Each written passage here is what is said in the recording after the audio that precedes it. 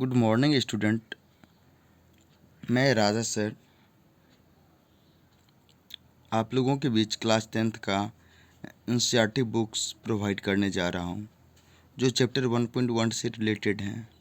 इसमें वो चैप्टर 1.1 के टोटल क्वेश्चन अवेलेबल किए गए हैं, जो आप लोगों को बताने जा रहा हूं। सबसे पहले एक बात बता देना चाहता हूं आप लोगों को, मेरे वीडियो को कम्प्लीटली देखें। उसके बाद अगर वीडियो अच्छा लगे तो चैनल को सब्सक्राइब करें एवं बेल आइकन ऑन कर दें, और जहां तक हो सके आप लोगों से शेयर कीजिए, ताकि मैं भी प्रमोट हो सकूं और आप लोगों के बीच अनेकों प्रकार के अनेकों क्लास के क्वेश्चन को प्रोवाइड करते रहूं। ये आप लोगों का आशीर्वाद रहना चाहिए मेरे ऊपर। आप लोग हो तो आपके सर आपके सामने रहेंगे, आप लोग नहीं तो आपके सर कहाँ। तो चलिए आप लोगों के बीच क्लास 10th का फर्स्ट क्वेश्चन चैप्टर 1.1 का सॉल्व करने जा रहा हूँ। फर्स्ट क्वेश्चन में बताया जा रहा है कि यूक्लिड विभाजन एल्गोरिथम का प्रयोग कर एचसीएफ ज्ञात करें। सबसे पहले हम लोग जान जाएं कि एचसीएफ क्या होती है। एचसीएफ का full form highest common factor होता है, जो कि उसका गुणनखंड करने पर जो सबसे बड़ी संख्या प्राप्त होती है, हम लोगों को कोई नंबर का गुणनखंड करने पर जो सबसे बड़ी संख्या प्राप्त होती है उसी को एचसीएफ बोला जाता है। और हम लोग बचपन से ही एचसीएफ बनाते आ रहे हैं। बट क्लास 10th में एचसीएफ के कुछ नियम को चेंज कर दिया गया है। वही नियम का नाम रख दिया गया ये यूक्लिड विभाजन एल्गोरिथम। हम लोग भी पहले बनाते आ रहे हैं भाज्य बराबर भाज्य गुना भागफल जोड़ शेषफल, उसी तरीक़ा से यहाँ पर। बट यहाँ पे भाज्य को ए माना गया, भाजक को बी माना गया, क्यू भागफल हो गया और आर आप लोगों को शेषफल हो गया, जो कि यहाँ पे दर्शाया गया है। इसका पहला क्वेश्चन है 135 और 225 का एचसीएफ निकालना। तो इसको समझाने के लिए सबसे पहले मैं एक एग्जांपल आप लोगों को इधर बता दिया हूँ, जो कि आप लोग बचपन से बनाते आ रहे हैं भाग विधि द्वारा एचसीएफ। इसी तरीक़ा से बनाएंगे इसको, इस अनुसार से लिखना। ये होगी आपको यूक्लिड विभाजन प्रमेय का, जिसको एल्गोरिथम बोला जाता है। जैसे 135 से एक बार में लगाए 225 में हमको, फिर 90 शेष बचा, फिर 90 से हम 135 में भाग देना पड़ेगा। फिर एक बार में लगाए 100 यानी 90, 135 में से 90 गया 45 यानी 45 बचा। फिर 45 से 90 में भाग दिए दो बार में, 45 से यानी पूरी कट गया। तो इसका एचसीएफ 45 हो जाएगा, जो कि यहाँ पे आप लोगों को दिखाया गया है। उसके बाद सेकेंड नंबर का क्वेश्चन है। इसमें क्या होता है, जो भाज्य रहता है और जो भाजक रहता है, एक बार भाग विधि द्वारा कर दिए, फिर उसका भाजक जो है यहाँ पे भाज बन जाता है और उसका शेषफल फिर भाजक बन जाता है। फिर उसका जो यहाँ पे जो भाजक बना वो भाज बन गया, उसका शेषफल फिर यहाँ पे भाजक बन जाता है। इसी अनुसार से बनाते जाना। जब तक हम लोगों को जीरो इसका रिमाइंडर प्राप्त नहीं होगा तब तक इसको छोड़ना नहीं है। और जब जीरो प्राप्त हो जाएगी तो उसकी पहली संख्या जो होती है, जिसको भाजक बोलते हैं, वही उसका एचसीएफ हो जाता है तब। सेकेंड नंबर का क्वेश्चन है 38,220 और 196 का हम लोगों को एचसीएफ निकालना है। और हम लोग जब 38,220 में 196 से भाग देते हैं तो ये संख्या जो है 195 से पूरी तरह से कट जाती है। तो ये लॉन्ग टर्म में नहीं गई, तो ये डायरेक्ट बन गया। 196 को 195 से गुना किए और उसमें जीरो जोड़ देंगे, यानी उसका रिमाइंडर जीरो बच जाएगा, तो एचसीएफ 196 हो जाएगा। और 3 नंबर का क्वेश्चन है 867 और 255 का। तो 867 यहाँ पे भाज हुआ, 255 भाजक हो गया। 255 से 3 बार में लगाए और 102 रिमाइंडर बच गया।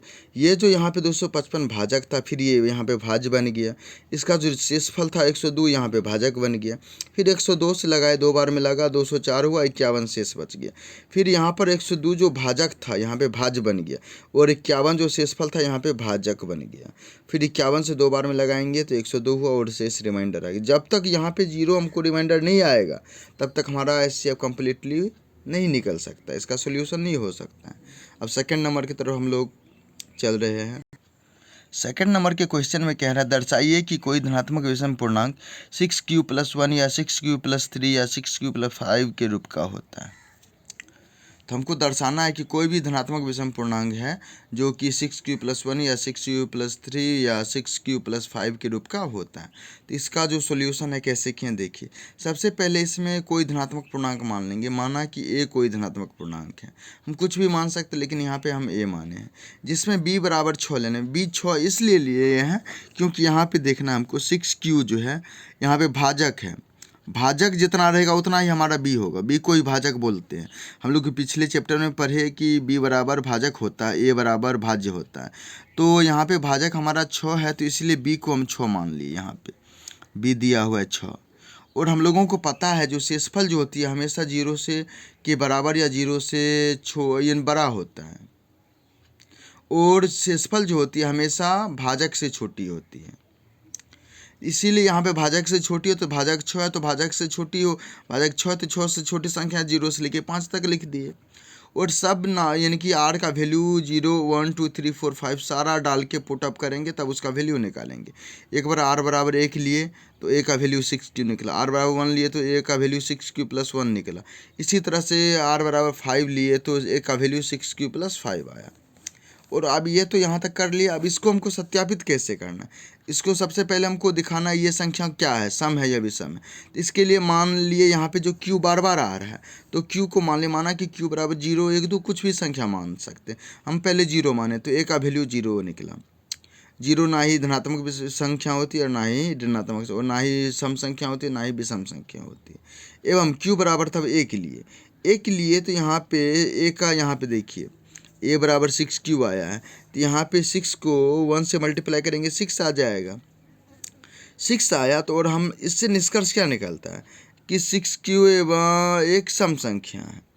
यानी कि 6q एक सम संख्या कैसे? क्या है कि यहाँ पे 6q का वैल्यू 6 आ रहा है, और 2 4 6 8 वैसी संख्या जिसमें 2 से भाग लग जाए पूरी तरह से, वो एक सम संख्या होती है। इसलिए यहाँ पे 6q जो है एक सम संख्या। और सम संख्या में हम लोग 1 3 5 7 9 11 13 15 17 जोड़ के उसको विषम संख्या बना सकते हैं। अतः 6q + 1 6q + 3 एवं 6q + 5 एक धनात्मक विषम पूर्णांक है।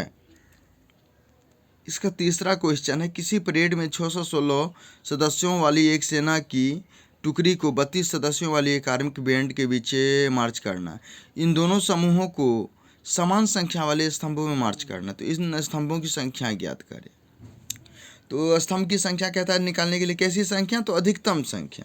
तो सबसे पहले हम लोग जानते हैं कि जब अधिकतम संख्या प्राप्त करना होता है तो एचसीएफ निकाला जाता है। हम लोग बचपन से ही पढ़ते आ रहे हैं, क्लास 4 5 से ही, कि जब ही लार्जेस्ट नंबर ग्रेटेस्ट नंबर बोलेगा यानी अधिकतम संख्या बोलेगी, सबसे बड़ी संख्या बोलेगा, तो उसके लिए हम लोगों को एचसीएफ निकाला जाता है। तो इसका एचसीएफ निकालना और क्लास 10th का है, तो इसलिए इसको वो यूक्लिड विभाजन एल्गोरिथम के थ्रू से बनाया गया है। तो 616 का जो ये यहाँ पे किए, तो यहाँ पे 32 भाजक हो गया, 32 से 19 बार में लगा और 8 शेष हो गया। और हम आपको बता चुके हैं जो भाजक होती है भाज्य बन जाता है। यहाँ पे 32 भाजक थी तो 32 यहाँ पे भाज्य बन गया, और जो शेषफल रहता है वो भाजक बन जाता है। शेषफल 8 था तो शेषफल यहाँ पे भाजक बन गया। 8 से 4 बार में लगता है और शेषफल यहाँ पे 0 हो गया। 0 जब तक होगा नहीं तब तक वो उसका सोल्यूशन कम्प्लीटली नहीं निकलेगा। तो इसका भाजक यहाँ पे 8 आ रहा है, तो यही अधिकतम संख्या हो जाएगी। तो स्तंभों की संख्या हम लोगों को कितना प्राप्त हो गया? 8। अब आप लोगों के बीच इसी चैप्टर का चौथा क्वेश्चन प्रोवाइड करने जा रहे हैं। इस क्वेश्चन में बताया जा रहा है कि यूक्लिड विभाजन प्रमेय का प्रयोग कर दर्शाइए कि किसी धनात्मक पूर्णांक का वर्ग किसी पूर्णांक m के लिए 3m या 3m + 1 या 3m + 3 या 3m + 5 यानी के रूप का होगा। इसके हल के लिए सबसे पहले हमको कोई एक धनात्मक पूर्णांक मानना पड़ेगा। तो इसलिए लिखे हैं, माना कि ए कोई धनात्मक पूर्णांक है, कोई भी संख्या मान सकते हैं। हम यहाँ पे ए माने हैं। एवं b बराबर 3 लेने। b क्यों लिए 3? यहाँ पे आप लोगों को बताए थे, क्या है कि उसका सूत्र होता है a बराबर bq + r। b यहाँ पे 3 आ रहा है, क्वेश्चन में 3 आ रहा है, यहाँ पे भी 3 आ रहा है, इसलिए b यहाँ हमको 3 लेना पड़ेगा। और जितना b लिए 3 लिए तो b से छोटा r होगा, तो 0 1 2 हो जाएगा r। और हम लोगों को पता है जो रिमाइंडर जो होती है 0 के बराबर या 0 से बड़ी होती है, और भाजक से हमेशा यानी b से हमेशा छोटी होती है। तो सबसे पहले जैसे हम क्वेश्चन नंबर 2 बनाए तो उसी तरह r बराबर 0 लेंगे, तो a का वैल्यू यहाँ पे 3q आ गया, ये इक्वेशन फर्स्ट हो गया। फिर r बराबर 1 लिए तो a का वैल्यू 3q + 1 हो गया, ये इक्वेशन सेकंड हुआ। फिर r बराबर 3 लेने पे a का वैल्यू 3q+2 हो गया। ये इक्वेशन थर्ड हो गया। हमको क्वेश्चन में कहा रहा था वर्क करने पर, इसलिए लिखे समीकरण फर्स्ट सेकंड एवं थर्ड का वर्क करने पे। तो सबको वर्क की यहाँ पे a था, a = 3q आया था, तो दोनों बगल स्क्वायर कर दिए, तो a² बराबर 3 का स्क्वायर 9 होता है, q का स्क्वायर q 9q² हो गया। तो यह a² बराबर, इसमें हमको 3m लाना था, क्यू नहीं लाना था, तो 3 को अलग कर लिए। उसके बाद जो संख्या बचा वो उसको कोष्ट में लिख दी, उसको हम m मान लेंगे क्योंकि m के रूप के लाना है। तो a² बराबर हो गया 3m, ये इक्वेशन 4 हो गया। इसी तरह से अगला इक्वेशन को भी करना है, यानी जो सेकंड इक्वेशन था इसमें a बराबर 3q+1 था, तो दोनों बगल वर्क कर दिए। तो यहाँ पे सूत्र आ रहा है a+b के होल स्क्वायर का। तो a+b का होल स्क्वायर हम लोग जानते हैं कि a² + 2ab + b² होता है। उसी सूत्र पे इसको सॉल्व किया गया है। तो यहाँ पे आ गया हमको a² = 3 × 3q। यहाँ पे पहले ये आया, तो इसमें से हमको 3 लाना था, तो 3 को हटा दिए, तो जो संख्या बस 3 से इसमें डिवाइड करेंगे 3 बार में लगेगा, q² तो q², फिर प्लस था, फिर 3 से 6 भागा दिए, 2 बार में लगा, q तो q, इसको कोष्ट में लिख दिए। और 1 के रूप का लाना था, 3m + 1, इसलिए 1 को भी अलग रखे। तो ये 3 है, इसको हम m मान लेंगे। तो माना कि यहाँ पे लिख दें 3q² + 2q बराबर m, तो ये हो जाएगा 3, ये हो गया m, 3m + 1, ये इक्वेशन 5। इसी तरह से इक्वेशन थर्ड का भी वर्क किए, तो ये हो गया a² = 3m + 4।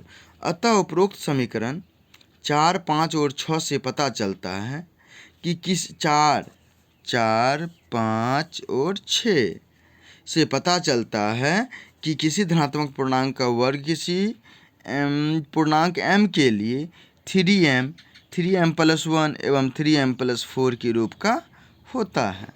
एक्सरसाइज 1.1 का लास्ट क्वेश्चन आप लोगों के बीच है ये, जिसमें कह रहा है यूक्लिड विभाजन प्रमेय का प्रयोग करके दर्शाइए कि किसी धनात्मक पूर्णांक का घन, वहाँ पे वर्ग था 4 नंबर पे, इसमें घन है 9m + 1 या 9m + 8 के रूप का होता है। इसमें भी हमको वही प्रोसेस करना, सेम प्रोसेस। माना कि ये कोई धनात्मक पूर्णांक है, तो एवं b बराबर 3 लेने पर, b बराबर 3 इसलिए लिए क्योंकि 9 का गुणनखंड 3 भी होता है, और ये अगर b बराबर 9 लेंगे ना तो वो बहुत लॉन्ग चला जाएगा। लॉन्ग बनाने में हमको r0, 1, 2, 3, 4, 8 तक लेना पड़ेगा, बहुत लंबा चला जाएगा, इसमें आप लोगों का टाइम भी इन्वेस्ट होगा, इसलिए हम b को 3 मान लिए। और 9 का गुणनखंड 3 होता है, इसलिए 3 लिए हैं, तो 3 b लिए हैं, तो r छोटा होगा 3 से, तो 0, 1, 2 हो जाएगा। और हम लोगों को पता है कि 0 से के बराबर या 0 से बड़ी होती है r, और r से बड़ी होती है b। तो यहाँ पे r 0, 1, 2 लिए, तो 0, 1, 2 पे सब तीनों का वैल्यू निकालेंगे, तो और उसको इक्वेशन में डिवाइड कर देंगे। तो a बराबर 3q समय इक्वेशन फर्स्ट हो गया, a बराबर 3q+1 इक्वेशन सेकंड, और एक a बराबर = 3q + 2 इक्वेशन थर्ड हो गया। उसमें इसमें घन करने के लिए कह रहा है, तो इसलिए लिख दिए समीकरण फर्स्ट, सेकंड एवं थर्ड का घन करने पे। फर्स्ट समीकरण था a बराबर 3q, तो a का दोनों बगल घन किए, तो 3 का क्यूब होता है 27, और q का क्यूब q³। हमको वहाँ पे 9 लाना था, 9m, तो 9 लाना था, तो 9 को कॉमन ले लिए, जो बचा 3q³, तो उसको अलग रख दिए, तो 3q³ को m मान लिए। तो यहाँ पे aq = 9m हो गया, ये इक्वेशन फोर्थ हो गया। फिर समीकरण सेकंड था a = 3q+1, इसका भी दोनों तरफ घन कर दिए, घन किए, तो यहाँ पे सूत्र आ रहा है a + b का होल क्यूब, और हम लोग पढ़ चुके हैं, क्लास 8 में भी था कि a + b का होल क्यूब बराबर a³ + 3a² + 3ab² + b³। इस फॉर्मूला पे इसको सॉल्व किए। सॉल्व करने पे इसका aq = 9m + 1 आ रखा है। यहाँ पे ये जो संख्या आ रखी थी हम लोगों को, इसको m मान लिए, इसलिए 9m, ये 9 हुआ, 9 × m 9m + 1 आ गया। अब इक्वेशन थर्ड था a बराबर 3q + 2, इसके दोनों तरफ भी घन किए, तो घन किए वही फार्मूला, सेम फार्मूला, इसको भी हम यहाँ पे m मान लिए, तो ये 9 × m 9m + 8 हो गया, इसको m मान लेने पे। तो अतः एक उपरोक्त समीकरण, पीछे जो 4 था ये 5 है, यहाँ पे 6 है, से निष्कर्ष निकलता है कि किसी पूर्णांक का, यानी किसी धनात्मक पूर्णांक का घन किसी पूर्णांक m के लिए 9m, 9m + 1 एवं 9m + 8 के रूप का होता है। Thank you. अगर वीडियो अच्छा लगे तो शेयर कीजिएगा अपने फ्रेंड्स के बीच, और हमारे वीडियो को लगातार देखते रहिए, और कमेंट कीजिए कि अगर किसी भी प्रकार का, चाहे वो जो भी सब्जेक्ट से रिलेटेड हो, क्वेश्चन की नेसेसरी हो, नीड हो आप लोगों को, तो आप लोग कमेंट्स में मैसेज करो, मैं आप लोगों के बीच वो सारे क्वेश्चन का भी आंसर प्रोवाइड करवाऊँगा। Thank you.